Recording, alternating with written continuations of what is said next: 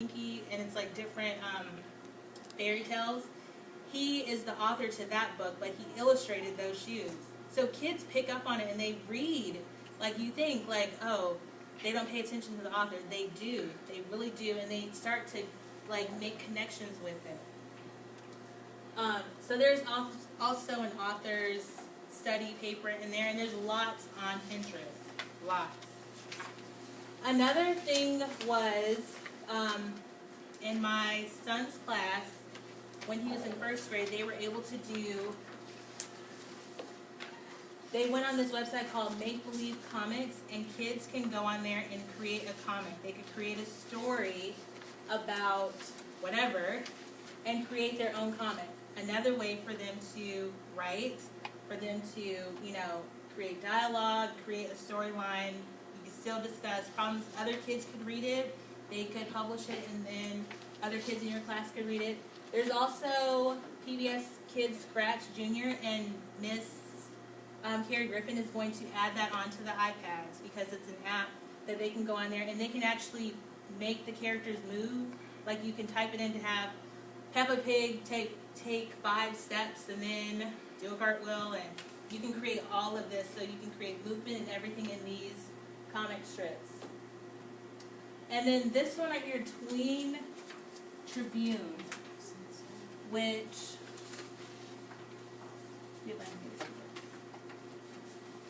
in my class we've been doing read theory, which is basically gives them a short little passage and then they have to answer questions. This is something that Miss Carrie Griffin was showing me. Basically, you sign your class up, and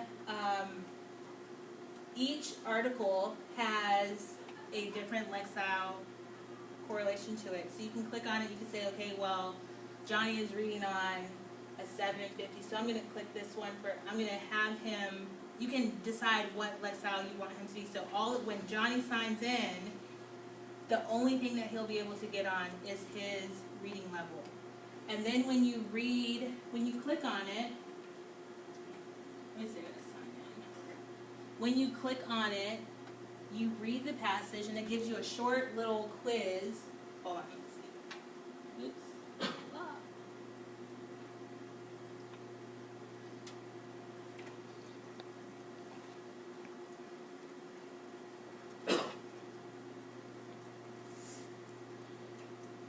Like I remember my password.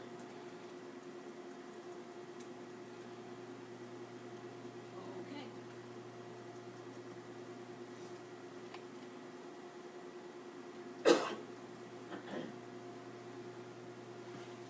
So let's see if we can just go to, I haven't set my class up because I just learned about this yesterday.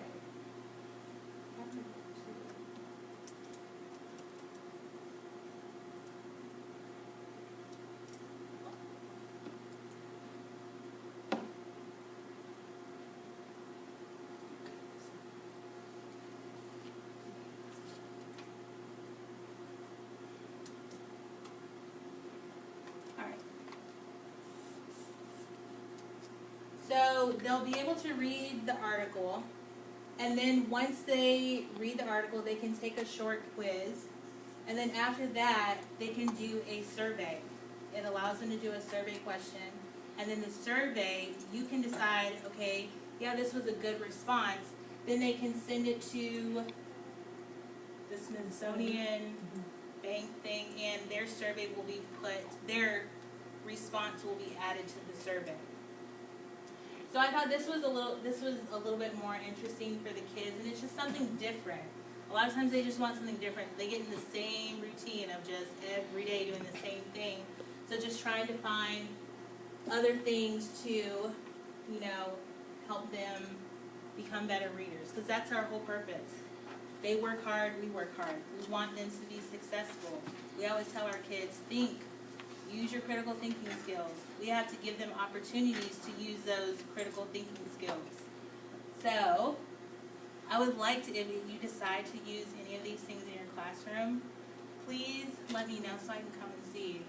And Some of the things that I'm using is, so if you want to come over to our classroom, my class does the literature circles already. We've been doing it for about a month now, and the kids enjoy it. If you want to come and see it, if you need any help, let me know. And are there any questions?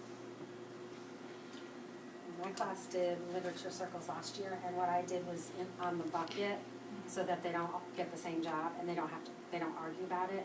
I put a large index card and taped it to the bucket with a paper clothespin, and had their names listed, or the jobs listed, or the names listed, and that the names and jobs went down the. Right, so that's easier. And They knew who was the leader, who was the. Good. So that would help that.